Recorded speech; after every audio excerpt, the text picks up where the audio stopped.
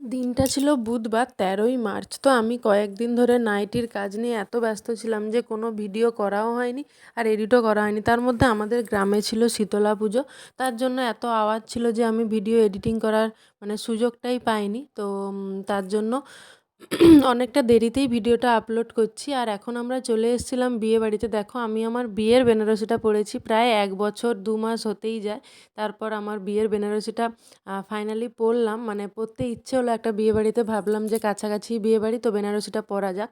সবাই আমাকে বাড়ির সবাই বলছিল বিয়েবাড়িতে, যেহেতু আমার হাসব্যান্ডের কলিগের বিয়ে ছিল অফিসের একজনের, তো তার জন্য সেখানে তো তেমন কেউ আমার পরিচিত নয়।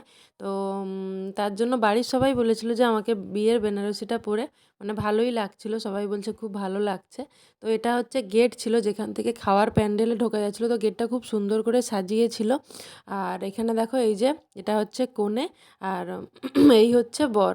তো আমরা এখন মোটামুটি বিয়েবাড়িতে বসেছিলাম, ঘুরছিলাম। তার মধ্যে বেনারসিটা এমনিতেই নাইটির কাজ করে করে আমার হাত পা প্রায় যন্ত্রণা, খুবই যন্ত্রণা হচ্ছিলো। তার মধ্যে বেনারসিটা এত ভারী ছিল আর তার পুরো ভারটাই আঁচলের যে কাজটা তার পুরো ভারটাই আমার কাঁধে পড়েছিল। তার জন্য তো প্রচণ্ড কষ্ট হচ্ছিলো, প্রচুর ডান হাতটা যন্ত্রণা হচ্ছিলো।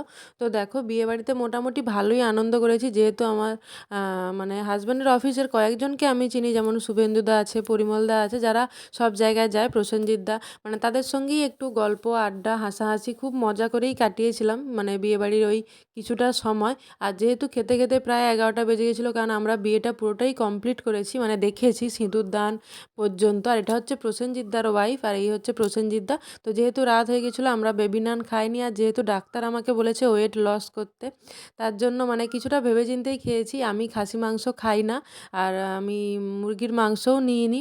এছাড়াও আমাকে আরেকটা চিংড়ি অফার করছিলো, আমি সেটাও নিইনি। পনির আমি কিছুই আর নিইনি, জাস্ট একটাই চিংড়ি মাছ খেয়েছিলাম আর অল্প একটু ভাত ডাল এগুলোই খেয়েছিলাম। তো এরপরে যেহেতু প্রথমে ছেলে আর মেয়ে দুজনে আলাদা আলাদা ছিল, তাই জন্য এই ফুলের তোড়াটা দেওয়া হয়নি। তো এখন আমরা এই যে ফুলের তোড়াটা দিতে এসেছি।